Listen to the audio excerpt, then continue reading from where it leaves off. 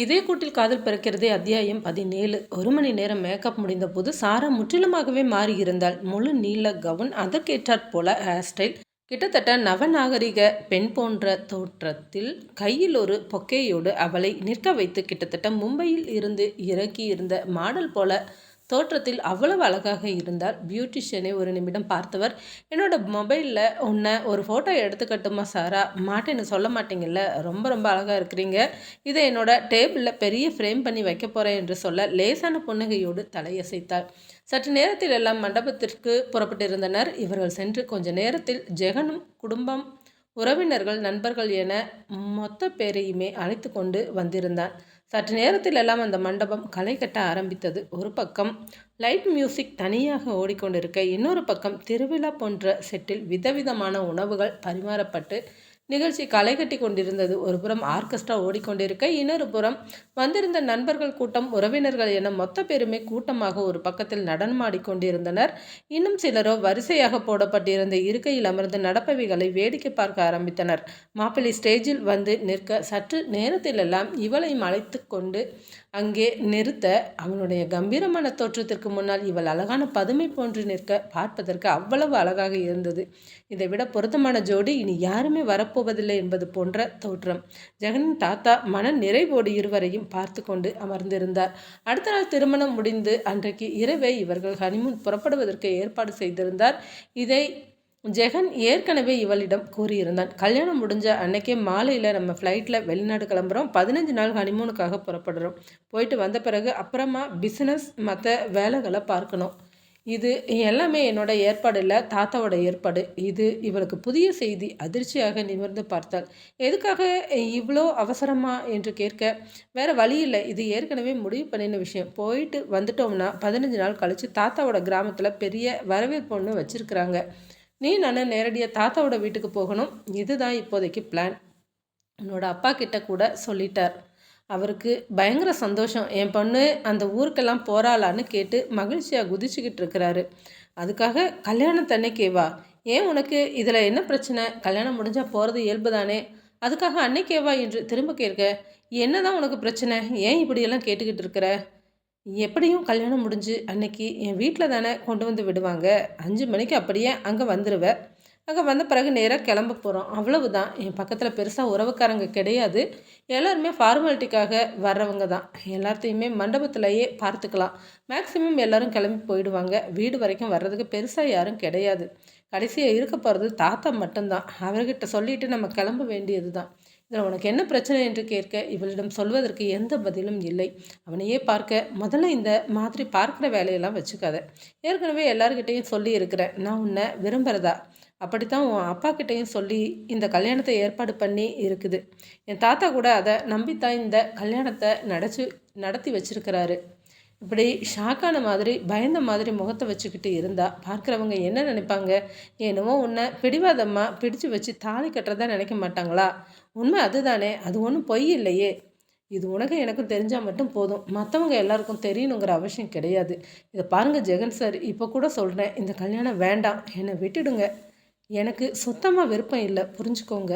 சரி, உன்னை விட்டுடுறேன். இப்போது இந்த நிமிஷம் 50 லட்சம் ப்ளஸ் வட்டியோட பணத்தை கொடுக்க முடியுமா? இல்லைனா அன்னைக்கு என் வீட்டில் எகிரி குதிச்சியே, அந்த ஆதாரம் கூட பத்திரமா தான் எடுத்து வச்சுருக்கிறேன். பணத்தை கொடுக்காத பட்சத்தில் அதை போலீஸ் ஸ்டேஷனில் இல்லை, கமிஷனர் ஆஃபீஸில் கொண்டு போய் கொடுத்துடுவேன். அப்புறமா அவங்க பார்த்துக்குவாங்க. எப்படி வசதி, நீயே சொல்லு என்று கேட்க அவனை அதிர்ச்சியாக பார்த்து கொண்டிருந்தாள். புரியுதில்ல நான் சொல்ல வர்றதோட அர்த்தம். அதனால் இனிமேல் இந்த மாதிரியெல்லாம் கொஸ்டின் என்கிட்ட கேட்டுக்கிட்டு இருக்காத. நான் ஒரு முடிவை எடுத்து தான், அதிலிருந்து எப்போவுமே பின்வாங்க மாட்டேன். கல்யாணத்துக்கு வேறு எந்த விளையாட்டுத்தனமும் பண்ணாமல் ஒழுங்காக நடந்துக்கிற வழியை பாரு என்று சொல்லியிருந்தான். இது எல்லாமே இவளுடைய நிச்சயம் முடிந்த பிறகு பேசிக்கொண்டது. இப்போது ஞாபகம் வர அருகில் நின்றவனை திரும்பி பார்த்தால், அவனும் மகிழ்ச்சியாக வந்தவர்கள் அனைவரிடமும் பேசி கொண்டிருந்தான். ஒவ்வொருவரையும் இறுக அணைத்து பேசி கைக்குலுக்கி ஒவ்வொருவராக அனுப்பி வைத்து கொண்டிருக்க, இவளோ வேண்டா வெறுப்பாக அருகில் நின்று கொண்டிருந்தாள். சற்று நேரத்திலெல்லாம் இவளுடைய நண்பர்கள் பட்டாடம் கூட மொத்தமாக வந்திருக்க, அவர்களை பார்க்கவும் ஏதோ ஒரு இறுக்கம் குறைந்தது போல தோன்றியது. அனைவருமே கலகலப்பாக கலாய்க்க ஆரம்பிக்க, அனைவரிடமும் சேர்ந்து பேசி பேசி சிரிக்க ஆரம்பித்தாள். இவளுடைய சிரிப்பை பார்த்தவன் சற்று நேரம் இவளுடைய முகத்தையே பார்த்து கொண்டிருந்தான். அதிலும் வந்திருந்த ஒரு பெண் சரியாக இவனை பார்த்தவள், பார் உன்னோட சிரிப்பை கூட உன்னோட ஆள் பயங்கரமாக ரசிக்கிறாரு. 2 பேரும் சூப்பரான ஜோடி தெரியுமா? வெளியிலேருந்து பார்க்கும்போது தெரிஞ்சுது. அவ்வளோ அழகாக இருக்கீங்க 2 பேருமே. மேட்ச் ஆஃப் ஈச் அதர் சொல்லுவாங்கல்ல, அந்த மாதிரி அழகான கப்பிள்ஸ். சத்தியமாக பார்க்குற எல்லாருமே கண்ணு வச்சுருப்பாங்க. மறக்காமல் 2 பேரும் சுற்றி போடுங்க என்று சொன்னவள் அப்படியே ஜெகனிடமும் வந்து, வாழ்த்துக்கள் சார், எங்கள் சாரா ரொம்ப ரொம்ப நல்ல பொண்ணு, கொஞ்சம் துருதுருப்பாக இருப்பா, சட்டுன்னு ஏதாவது யோசிக்காமல் செஞ்சுடுவா, மற்றபடி அவள் அருமையான பொண்ணு தெரியுமா என்று சொல்ல, அது தெரியுமே, தெரிஞ்சதானத்தானே விடக்கூடாதுன்னு பிடிச்சு வச்சிருக்கிறேன் என்று சொல்ல மொத்த பேருமே சிரிக்க ஆரம்பித்தனர்.